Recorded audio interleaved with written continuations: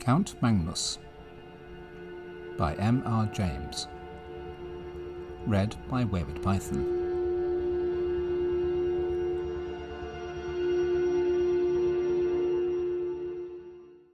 By what means the papers out of which I have made a connected story came into my hands is the last point which the reader will learn from these pages, but it is necessary to prefix to my extracts from them a statement of the form in which I possess them. They consist then partly of a series of collections for a book of travels, such a volume as was a common product of the 40s and 50s. Horace Marryat's Journal of a Residence in Jutland and the Danish Isles is a fair specimen of the class to which I allude. These books usually treated of some unknown district on the continent. They were illustrated with woodcuts or steel plates. They gave details of hotel accommodation and of means of communication, such as we now expect to find in any well-regulated guidebook, and they dealt largely in reported conversations with intelligent foreigners, racy innkeepers, and garrulous peasants. In a word, they were chatty. Begun with the idea of furnishing material for such a book, my papers as they progressed assumed the character of a record of one single personal experience, and this record was continued up to the very eve, almost, of its termination. The writer was a Mr. Wraxall. For my knowledge of him I have to depend entirely on the evidence his writings afford, and from these I deduce that he was a man past middle age, possessed of some private means, and very much alone in the world. He had, it seemed, no settled abode in England, but was a denizen of hotels and boarding-houses. It is probable that he entertained the idea of settling down at some future time, which never came, and I think it also likely that the Pantechnicon fire in the early 70s must have destroyed a great deal that would have thrown light on his antecedents, for he refers once or twice to property of his that was warehoused at that establishment. It is further apparent that Mr. Wraxall had published a book, and that it treated of a holiday he had once taken in Brittany. More than this I cannot say about his work, because a diligent search in bibliographical works has convinced me that it must have appeared either anonymously or under a pseudonym. As to his character, it is not difficult to form some superficial opinion. He must have been an intelligent and cultivated man. It seems that he was near being a fellow of his college at Oxford, Brasenose, as I judge from the calendar. His besetting fault was pretty clearly that of over-inquisitiveness, possibly a good fault in a traveller, certainly a fault for which this traveller paid dearly enough in the end. On what proved to be his last expedition, he was plotting another book. Scandinavia, a region not widely known to Englishmen 40 years ago, had struck him as an interesting field. He must have alighted on some old books of Swedish history or memoirs, and the idea had struck him that there was room for a book descriptive of travel in Sweden, interspersed with episodes from the history of some of the great Swedish families. He procured letters of introduction, therefore, to some persons of quality in Sweden, and set out thither in the early summer of 1863. Of his travels in the north there is no need to speak, nor of his residence of some weeks in Stockholm.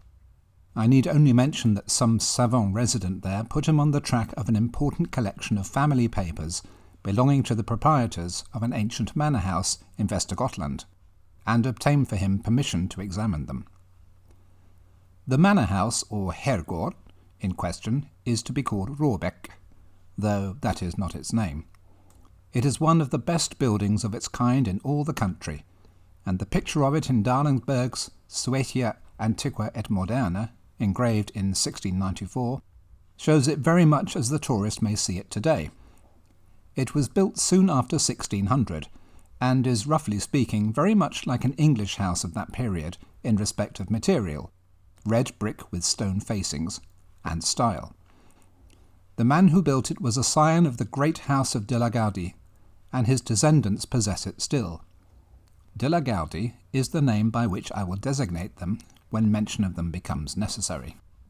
They received Mr. Wraxall with great kindness and courtesy, and pressed him to stay in the house as long as his researches lasted. But preferring to be independent and mistrusting his powers of conversing in Swedish, he settled himself at the village inn, which turned out quite sufficiently comfortable, at any rate during the summer months. This arrangement would entail a short walk daily to and from the manor house of something under a mile. The house itself stood in a park, and was protected, we should say grown up, with large old timber. Near it you found the walled garden, and then entered a close wood fringing one of the small lakes with which the whole country is pitted. Then came the wall of the demesne, and you climbed a steep knoll, a knob of rock lightly covered with soil, and on the top of this stood the church fenced in with tall dark trees. It was a curious building to English eyes. The nave and aisles were low, and filled with pews and galleries. In the western gallery stood the handsome old organ, gaily painted and with silver pipes. The ceiling was flat, and had been adorned by a 17th century artist with a strange and hideous Last Judgment, full of lurid flames, falling cities, burning ships, crying souls, and brown and smiling demons. Handsome brass coronae hung from the roof. The pulpit was like a doll's house, covered with little painted wooden cherubs and saints. A stand with 3 hourglasses was hinged to the preacher's desk. Such sights as these may be seen in many a church in Sweden now, but what distinguished this one was an addition to the original building.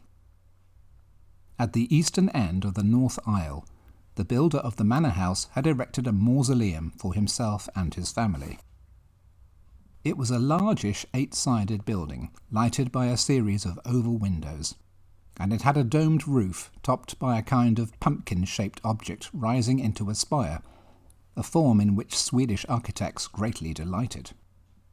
The roof was of copper externally and was painted black, while the walls, in common with those of the church, were staringly white.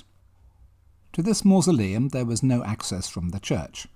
It had a portal and steps of its own on the northern side. Past the churchyard the path to the village goes, and not more than 3 or 4 minutes bring you to the inn door. On the first day of his stay at Råbäck, Mr. Wraxall found the church door open, and made those notes of the interior which I have epitomised. Into the mausoleum, however, he could not make his way. He could, by looking through the keyhole, just descry that there were fine marble effigies and sarcophagi of copper, and a wealth of armorial ornament, which made him very anxious to spend some time in investigation. The papers he had come to examine at the manor house proved to be of just the kind he wanted for his book. There were family correspondence, journals, and account books of the earliest owners of the estate, very carefully kept and clearly written, full of amusing and picturesque detail. The first de la Gardie appeared in them as a strong and capable man. Shortly after the building of the mansion there had been a period of distress in the district, and the peasants had risen, and attacked several chateaux and done some damage. The owner of Råbäck took a leading part in suppressing the trouble, and there was reference to executions of ringleaders and severe punishments inflicted with no sparing hand. The portrait of this Magnus de la Gardie was one of the best in the house, and Mr. Wraxall studied it with no little interest after his day's work. He gives no detailed description of it, but I gather that the face impressed him rather by its power than by its beauty or goodness. In fact, he writes that Count Magnus was an almost phenomenally ugly man. On this day Mr. Wraxall took his supper with the family, and walked back in the late but still bright evening. "I must remember," he writes, "to ask the sexton if he can let me into the mausoleum at the church. He evidently has access to it himself, for I saw him tonight standing on the steps and, as I thought, locking or unlocking the door." I find that early on the following day Mr. Wraxall had some conversation with his landlord. His setting it down at such length as he does surprised me at first, but I soon realised that the papers I was reading were, at least in their beginning, the materials for the book he was meditating, and that it was to have been one of those quasi-journalistic productions which admit of the introduction of an admixture of conversational matter.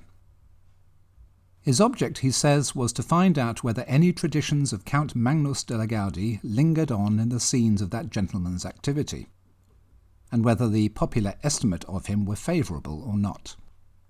He found that the Count was decidedly not a favourite. If his tenants came late to their work on the days which they owed to him as lord of the manor, they were set on the wooden horse, or flogged and branded in the manor house yard. 1 or 2 cases there were of men who had occupied lands which encroached on the lord's domain, and whose houses had been mysteriously burnt on a winter's night, with the whole family inside. But what seemed to dwell on the innkeeper's mind most, for he returned to the subject more than once, was that the Count had been on the Black Pilgrimage, and had brought something or someone back with him. You will naturally inquire, as Mr. Wraxall did, what the Black Pilgrimage may have been, but your curiosity on the point must remain unsatisfied for the time being, just as his did.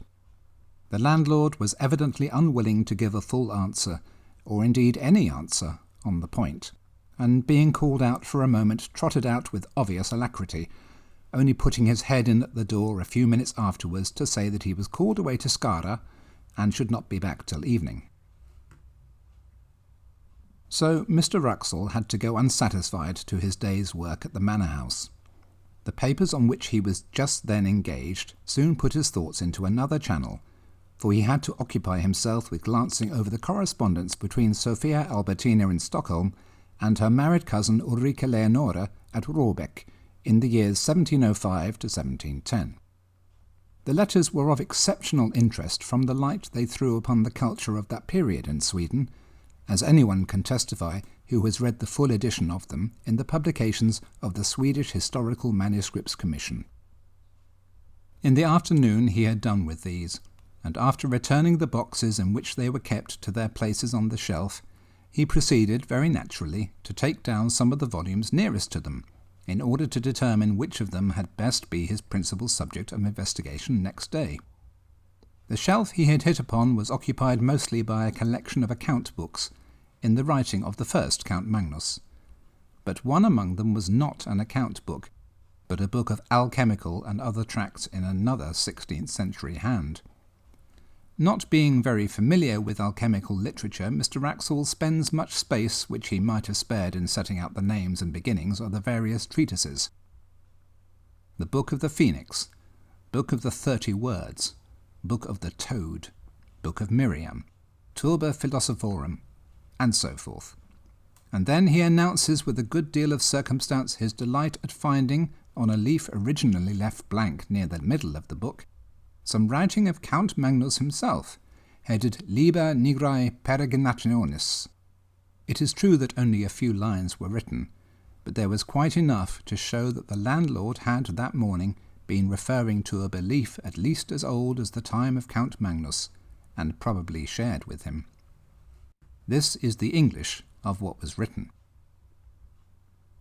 If any man desires to obtain a long life, if he would obtain a faithful messenger and see the blood of his enemies, it is necessary that he should first go into the city of Chorazin, and there salute the prince. Here there was an erasure of one word, not very thoroughly done, so that Mr. Wraxall felt pretty sure that he was right in reading it as Eris, of the air. But there was no more of the text copied, only a line in Latin. Quaere reliqua huius materiae inter secretoria. See the rest of this matter among the more private things. It could not be denied that this threw a rather lurid light upon the tastes and beliefs of the Count, but to Mr. Wraxall, separated from him by nearly 3 centuries, the thought that he might have added to his general forcefulness alchemy, and to alchemy something like magic, only made him a more picturesque figure. And when, after a rather prolonged contemplation of his picture in the hall, Mr. Wraxall set out on his homeward way, his mind was full of the thought of Count Magnus. He had no eyes for his surroundings, no perception of the evening scents of the woods or the evening light on the lake, and when all of a sudden he pulled up short, he was astonished to find himself already at the gate of the churchyard, and within a few minutes of his dinner. His eyes fell on the mausoleum. "Ah," he said, "Count Magnus. There you are. I should dearly like to see you." Like many solitary men, he writes, I have a habit of talking to myself aloud, and unlike some of the Greek and Latin particles, I do not expect an answer. Certainly, and perhaps fortunately in this case, there was neither voice nor any that regarded.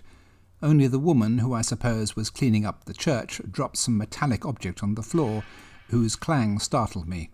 Count Magnus, I think, sleeps sound enough. That same evening, the landlord of the inn, who had heard Mr. Wraxall say that he wished to see the clerk or deacon, as he would be called in Sweden, of the parish, introduced him to that official in the inn parlour. A visit to the De la Gaudy tomb house was soon arranged for the next day, and a little general conversation ensued. Mr. Wraxall, remembering that one function of Scandinavian deacons is to teach candidates for confirmation, thought he would refresh his own memory on a biblical point. "Can you tell me," he said, "anything about Chorazin?" The deacon seemed startled, but readily reminded him how that village had once been denounced. "To be sure," said Mr. Wraxall. "It is, I suppose, quite a ruin now." "So I expect," replied the deacon. "I have heard some of our old priests say that the Antichrist is to be born there, and there are tales." "Ah, what tales are those?" Mr. Wraxall put in. "Tales I was going to say, which I have forgotten," said the deacon, and soon after that he said good night. The landlord was now alone and at Mr. Wraxall's mercy, and that inquirer was not inclined to spare him. "Herr Nielsen," he said, "I have found out something about the Black Pilgrimage. You may as well tell me what you know. What did the Count bring back with him?" Swedes are habitually slow, perhaps, in answering, or perhaps the landlord was an exception, I am not sure, but Mr. Wraxall notes that the landlord spent at least 1 minute in looking at him before he said anything at all.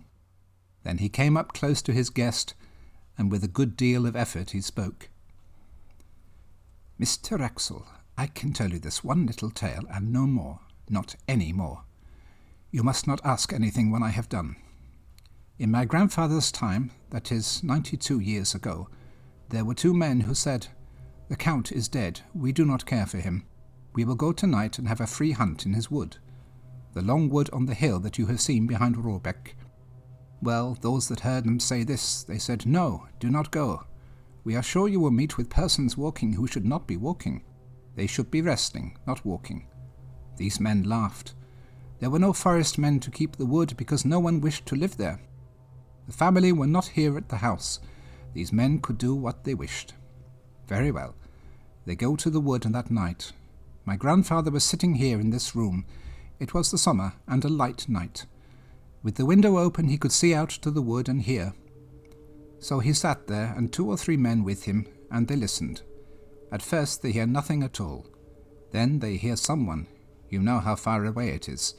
They hear someone scream, just as if the most inside part of his soul was twisted out of him.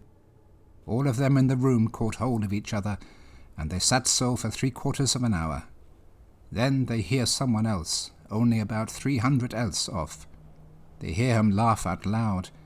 It was not one of those 2 men that laughed, and indeed they have all of them said that it was not any man at all. After that they hear a great door shut. Then, when it was just light with the sun, they all went to the priest. They said to him, 'Father, put on your gown and your ruff, and come to bury these men, Anders Björnsson and Hans Thorborn.' You understand that they were sure these men were dead. So they went to the wood. My grandfather never forgot this. He said they were all like so many dead men themselves. The priest, too, he was in a white fear. He said when they came to him, 'I heard one cry in the night, and I heard one laugh afterwards. If I cannot forget that, I shall not be able to sleep again.' So they went to the wood, and they found these men on the edge of the wood. Hans Thorborn was standing with his back against a tree, and all the time he was pushing with his hands, pushing something away from him which was not there. So he was not dead.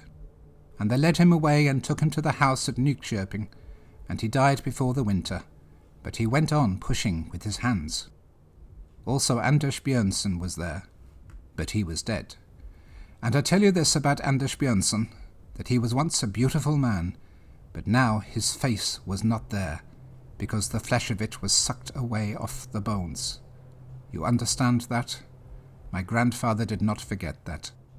And they laid him on the bier which they brought, and they put a cloth over his head, and the priest walked before, and they began to sing the psalm for the dead as well as they could. So as they were singing the end of the first verse, one fell down who was carrying the head of the bier, and the others looked back, and they saw that the cloth had fallen off, and the eyes of Anders Björnsson were looking up because there was nothing to close over them. And this they could not bear. Therefore the priest laid the cloth upon him and sent for a spade, and they buried him in that place.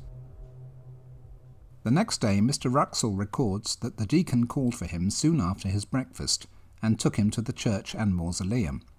He noticed that the key of the latter was hung on a nail just by the pulpit, and it occurred to him that as the church door seemed to be left unlocked as a rule, it would not be difficult for him to pay a second and more private visit to the monuments, if there proved to be more of interest among them than could be digested at first.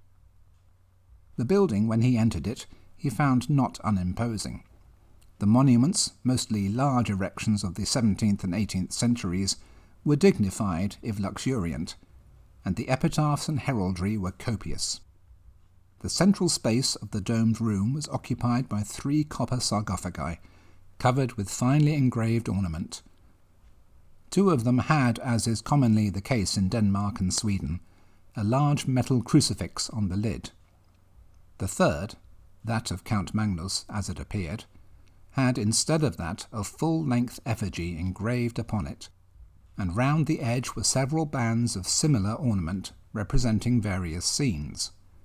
One was a battle, with cannon belching out smoke and walled towns and troops of pikemen. Another showed an execution. In the third, among trees, was a man running at full speed with flying hair and outstretched hands. After him followed a strange form. It would be hard to say whether the artist had intended it for a man and was unable to give the requisite similitude, or whether it was intentionally made as monstrous as it looked. In view of the skill with which the rest of the drawing was done, Mr. Wraxall felt inclined to adopt the latter idea. The figure was unduly short, and was for the most part muffled in a hooded garment which swept the ground. The only part of the form which projected from that shelter was not shaped like any hand or arm. Mr. Wraxall compares it to the tentacle of a devilfish, and continues, "On seeing this, I said to myself, this then, which is evidently an allegorical representation of some kind, a fiend pursuing a hunted soul, may be the origin of the story of Count Magnus and his mysterious companion. Let us see how the huntsman is pictured. Doubtless it will be a demon blowing his horn." But as it turned out, there was no such sensational figure, only the semblance of a cloaked man on a hillock, who stood leaning on a stick and watching the hunt with an interest which the engraver had tried to express in his attitude. Mr. Wraxall noted the finely worked and massive steel padlocks, 3 in number, which secured the sarcophagus. One of them he saw was detached and lay on the pavement. And then, unwilling to delay the deacon longer or to waste his own working time, he made his way onward to the manor house.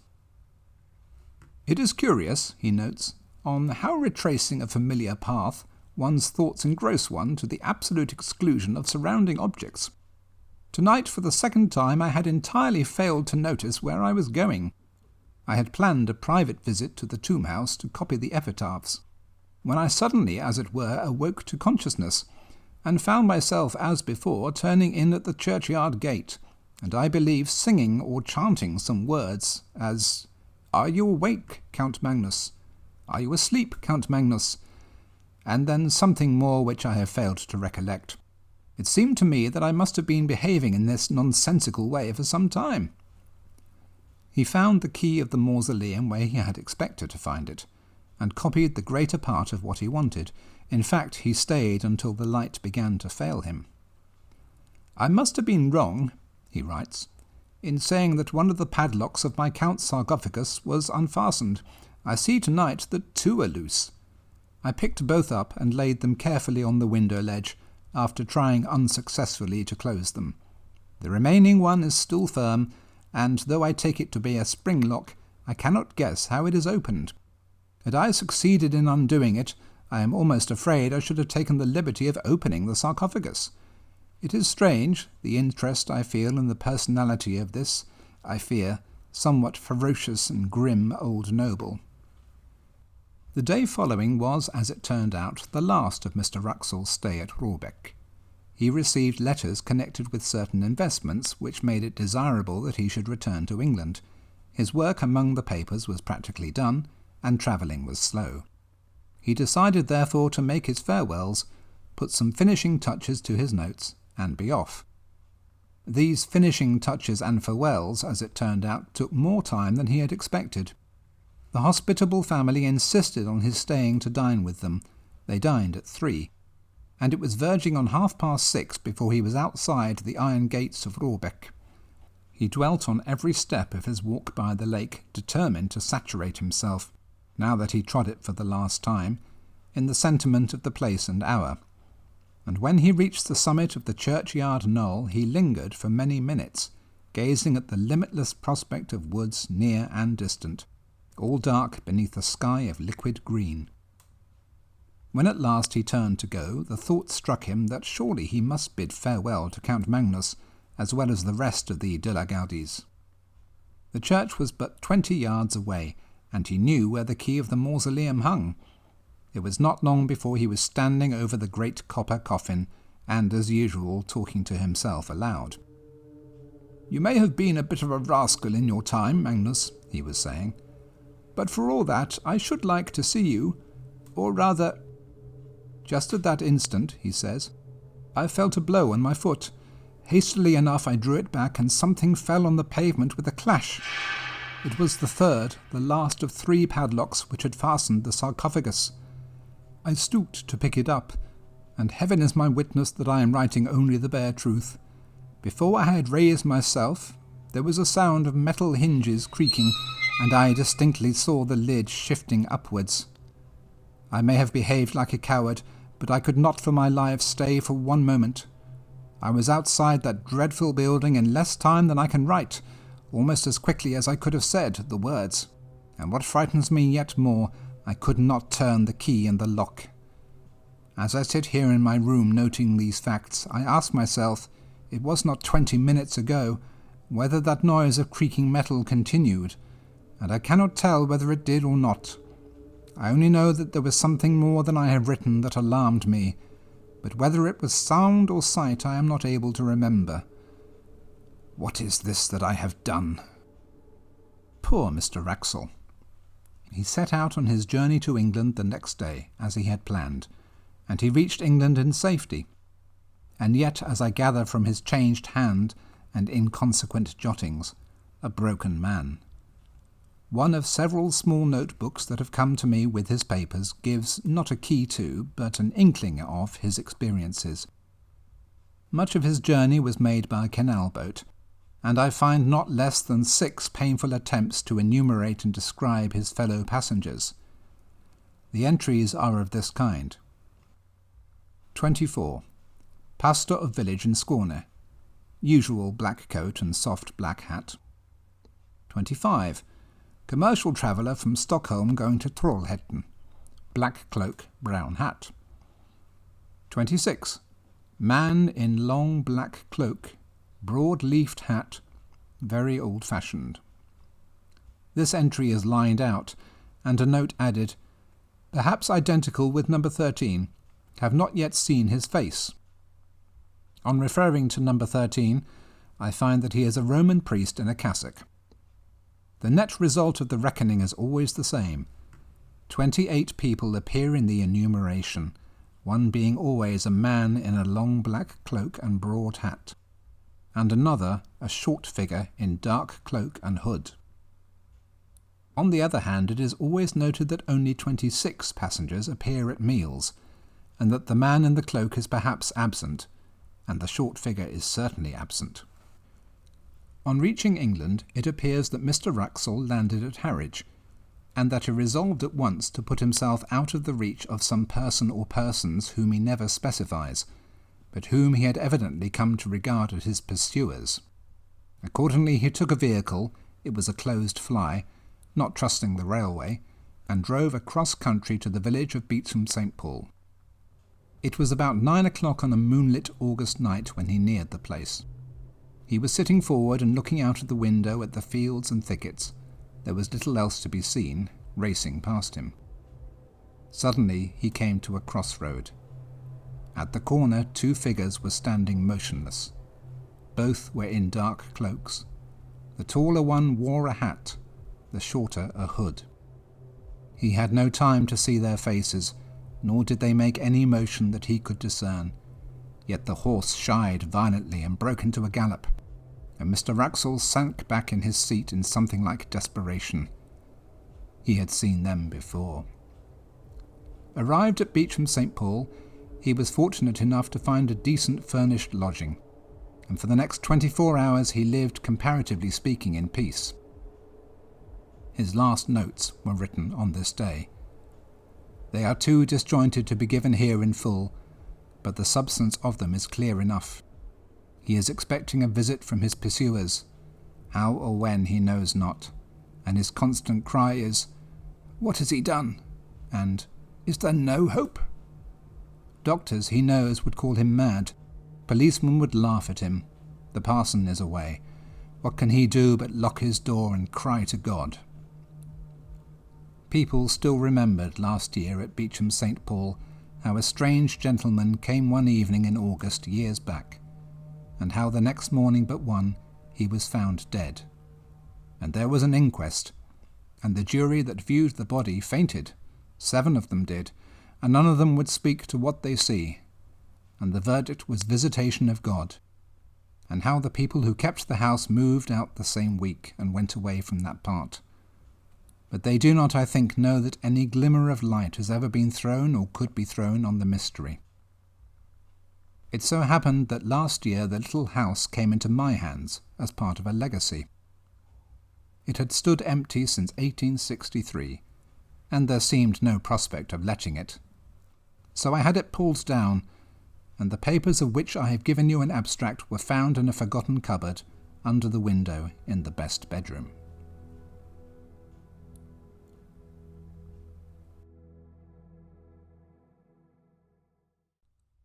That was Count Magnus by M.R. James. Read by Wayward Python.